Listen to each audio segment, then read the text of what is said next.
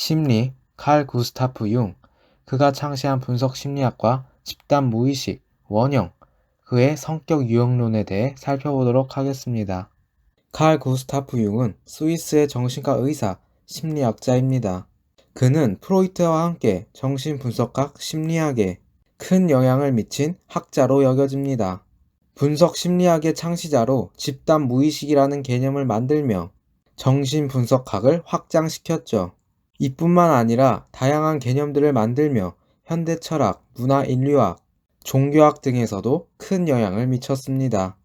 이처럼 그는 현대 심리학, 정신분석학에 큰 획을 그은 인물로 최근에는 MBTI로 인해 다시 주목을 받고 있습니다.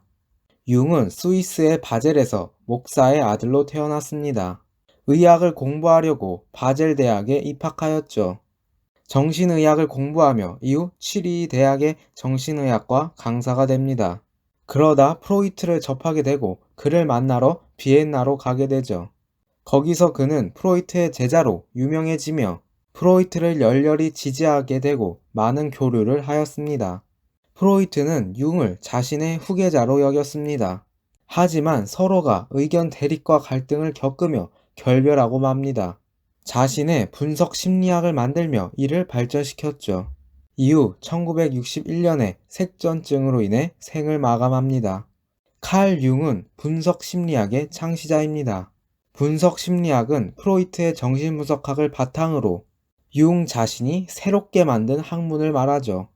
융은 프로이트가 무의식이 개인의 경험이나 기억에서 나타난다고 보면서 개인 무의식을 주장한 것과 다르게 개인적인 경험을 넘어서는 인간이 공통적으로 공유하고 있는 무의식, 즉 집단 무의식이 있다고 보았습니다. 집단 무의식은 인류의 조상부터 시작하여 전 세대를 아우르는 경험이 쌓여 만들어진 무의식을 의미합니다. 집단 무의식은 서로 멀리 떨어진 지역, 국가에서 동일한 신화의 형태로 나타나거나 인간이 어둠이나 포식동물을 본능적으로 두려워하거나 사회 구성원들이 공통적으로 가지는 느낌, 행동, 이미지들로 나타납니다. 이는 개인의 경험에 따라 드러나는 개인 무의식과 무관하게 집단 무의식에 의해서 드러나는 것들입니다. 이러한 집단 무의식은 원형의 모습으로 표현됩니다. 원형은 개인의 느낌과 행동에 영향을 미치는 보편적 사고의 형태나 정신적 이미지를 의미합니다.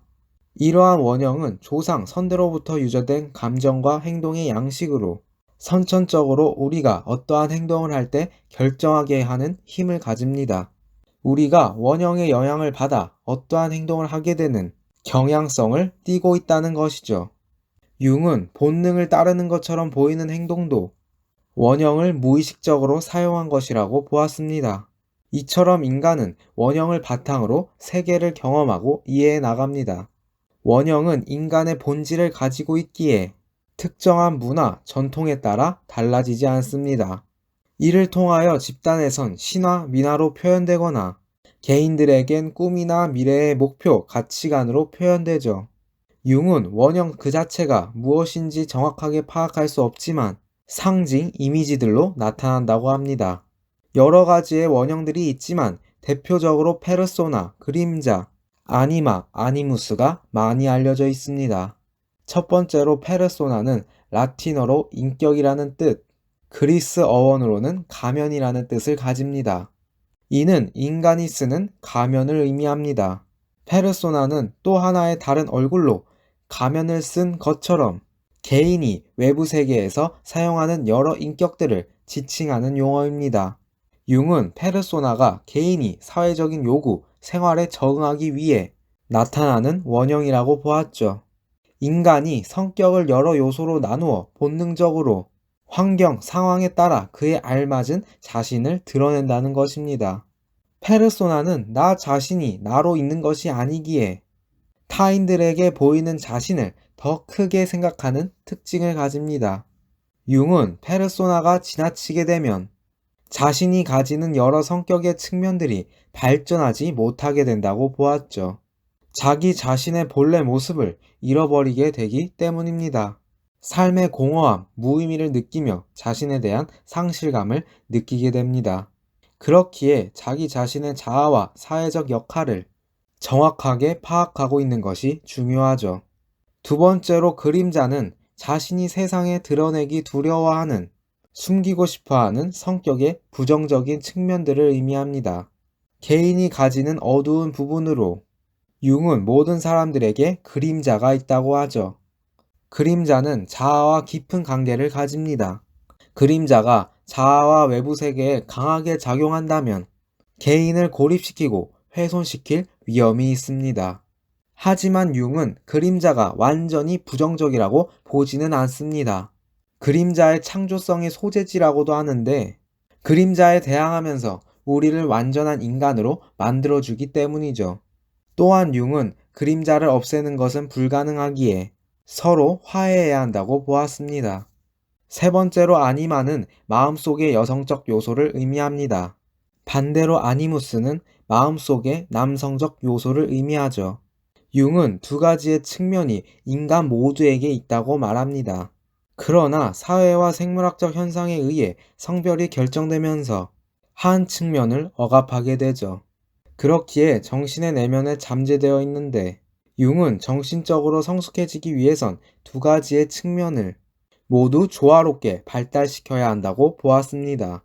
먼저 아니마는 신화에서 사이렌, 인어, 숲의 요정으로 나타나는데, 젊은 남자를 매혹하여 목숨을 빼앗는 모습으로 표현되었습니다.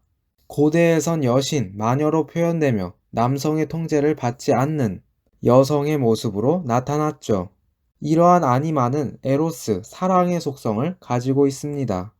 남성은 자신의 아니마를 실제 여성에게 투사하여 관계를 맺기도 합니다.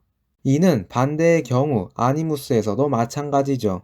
아니무스는 전통적으로 군대의 지휘관, 장군, 논리적인 학자, 낭만적인 엽색가 등의 모습으로 나타났습니다. 이러한 아니무스는 로고스, 이성의 속성을 가지고 있죠.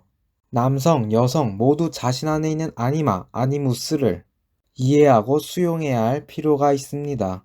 이를 통해서 서로가 상호 보완, 발전하기 때문이죠. 더 나아가 융은 정신이 부분들의 단순한 집합이 아니라 하나의 전체성을 이루고 있다고 보며 정신의 구조를 크게 의식과 무의식으로 구분합니다.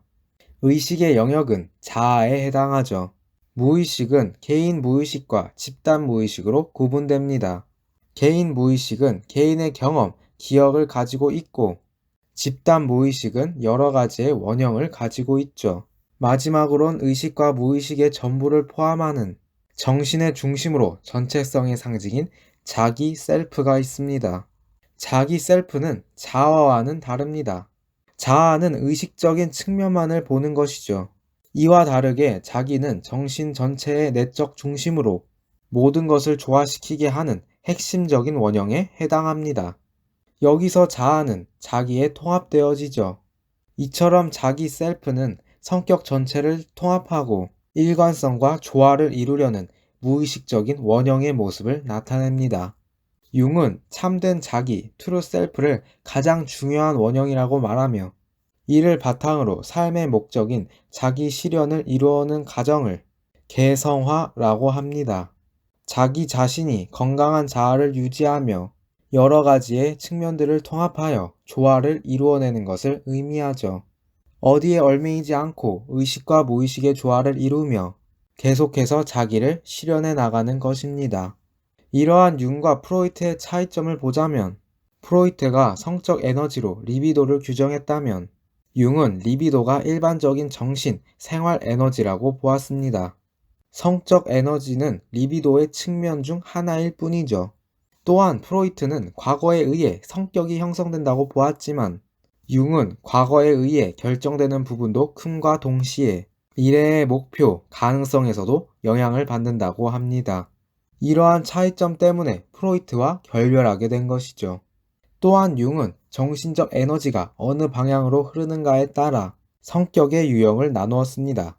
외향성과 내향성을 구분하였는데, 개인은 외향성과 내향성을 모두 가지고 있다고 하죠. 무엇을 더 선호하는 경향에 따라 성격이 결정됩니다. 융은 외향적인 사람이 어떠한 경우엔 내향적이게 된다고 하며, 내향적인 사람이 어떠한 경우엔 외향적이게 된다고 합니다. 외향성은 외부 세계에 관심을 가지며 객관적인 태도를 보입니다. 사회적이며 자신의 생각을 잘 표현하죠.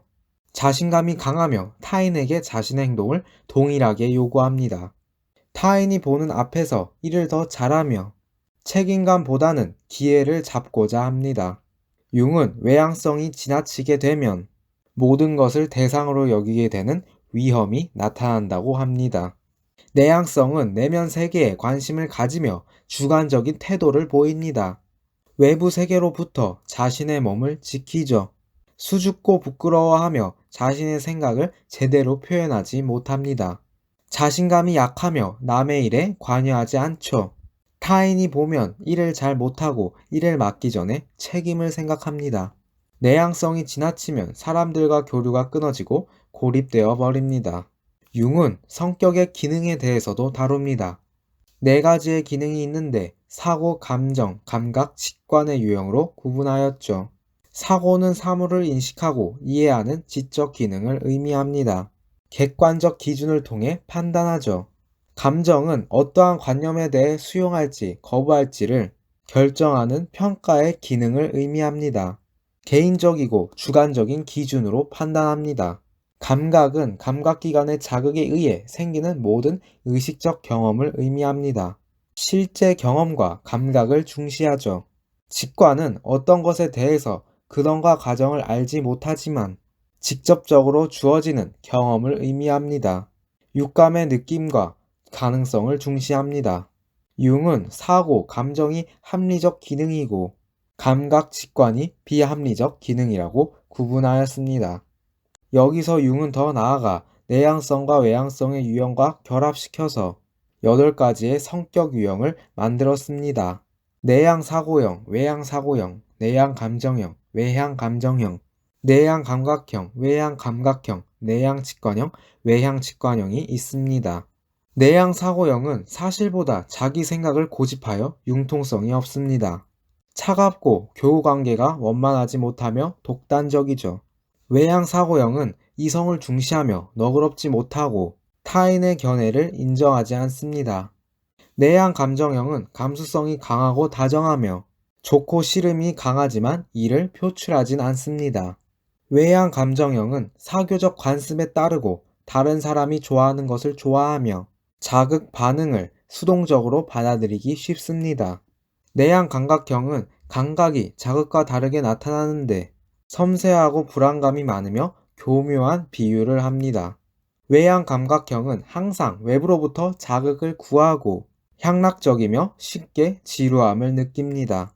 내향 직관형은 비현실적이고 주관적으로 가능한 것에 관심을 가집니다. 외향 직관형은 불안정하며 변화를 구합니다. 미래를 잘 예측하며 저돌적인 모험을 감행하고 도박을 즐기죠.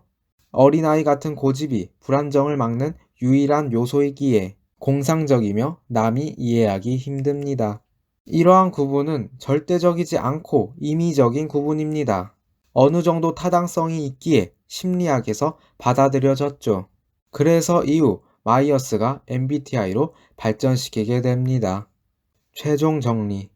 무의식을 의식하지 않으면 무의식이 당신을 지배할 것이며 당신은 그것을 운명이라고 부를 것이다. 최종 정리를 하자면 융은 프로이트의 정신분석학을 통해 자신의 분석 심리학을 만들었습니다. 이를 통해 다양한 분야에 큰 영향을 미쳤죠. 그러나 융은 프로이트와 더불어 개별 사례에만 주목해 비과학적이라는 평가를 받기도 했지만 지금까지도 많은 주목을 받고 있습니다.